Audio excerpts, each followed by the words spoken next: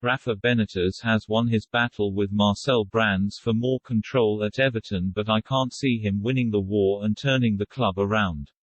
The majority of supporters aren't having Rafa. The only way he can change that is to make them a top 6 team or win a trophy, and the current squad isn't good enough to achieve that. It's mission impossible and, as with Steve Bruce at Newcastle, the question is when Everton move on from Rafa, rather than if. I initially backed Rafa's appointment. I thought his ruthlessness would tighten up Everton defensively. I also presumed, wrongly, that he would have been promised a treasure chest to improve the playing staff. That's clearly not the case because of FFP.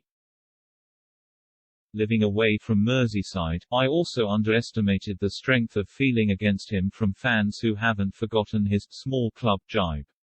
Whenever results go wrong, that will be thrown at him, and, despite the good win against Arsenal on Monday, the relationship between the fans and Rafa remains toxic. They continue to back their team, but not the manager or owners. I actually feel a bit sorry for Rafa.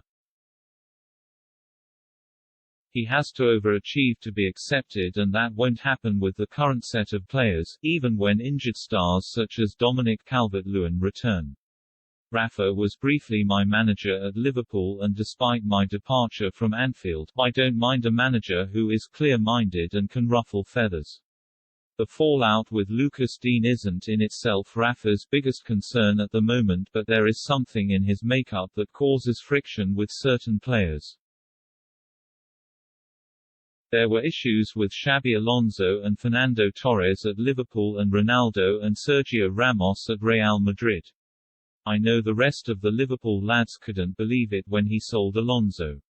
It was a big mistake. There is always a balance for a manager. You have to do things your way but also need to bring the players with you.